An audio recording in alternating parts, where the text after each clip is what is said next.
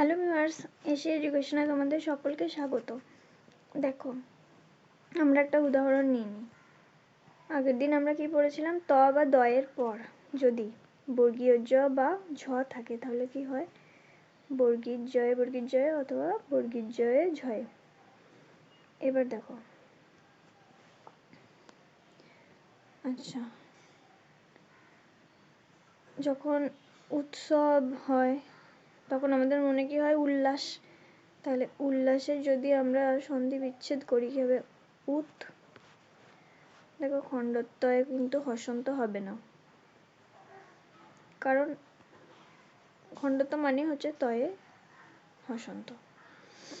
উৎ যুক্ত লাস, উল্লাস। তাহলে কি পেলাম? তয়ের পর ল। তয়ের পর ল থাকলে কি হয়?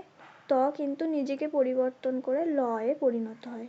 তাই জন্য দেখো, এই তটা কিন্তু এই প্রথমের লয়ে পরিণত হয়েছে, দ্বিতীয় লয়ে নয়। কিন্তু দ্বিতীয় লটা যেমনকার তেমনই আছে, লয়ে আকার আছে। তাহলে কি পেলাম? তয়ের পর ল থাকলে ত নিজেকে পরিবর্তন করে কিসে? লয়ে। এটা কি জন্য হচ্ছে? ব্যঞ্জন সংগতির ফলে। কিভাবে? দেখো, পরবর্তী লয়ের প্রভাবে পূর্ববর্তী যে ব্যঞ্জন ধ্বনি, অসম ব্যঞ্জন ধ্বনি দুটোই, কারণ সম ব্যঞ্জন ধ্বনি হবে না। ব্যঞ্জন সংগতিতে কি হয়? অসম ব্যঞ্জন ধ্বনি পাশাপাশি থাকতে হবে।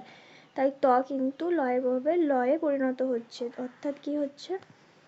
দেখো, তয়ে হসন্ত যুক্ত ল সমান কি? লয়ে লয়ে। এবার এরকমই আরেকটা উদাহরণ আমরা নিই। দেখো, উল্লিখিত। দেখো,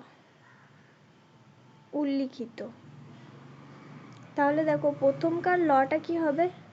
তয়ে হসন্ত হবে। তাহলে কি হবে? উৎ যুক্ত লিখিত, উল্লিখিত। আরেকটা নেই, বিদ্যুৎ। আচ্ছা, বিদ্যুল্লতা। এটা কি হবে? বুঝতেই পারছো যে বিদ্যুৎ হবে যুক্ত লতা। ঠিক আছে। আচ্ছা, আর কি নেওয়া যায়? দেখো, আর হচ্ছে উল্লেখ। এটাও কি হবে? উৎ যুক্ত লেখ। তাহলে কিন্তু আমাদের মনে রাখতে হবে যে আমাদের যে সূত্রটা আছে সেটা হচ্ছে তয়ে হসন্তর পরে যদি ল থাকে তাহলে কি হয়? লয়ে লয়ে। তো এটাই হচ্ছে আজকের সূত্র। তো ভিউয়ার্স, যদি ভিডিওটা ভালো লেগে থাকে অবশ্যই লাইক, শেয়ার এবং কমেন্ট করে জানাবে, আর চ্যানেলটাকে অবশ্যই সাবস্ক্রাইব করে দেবে।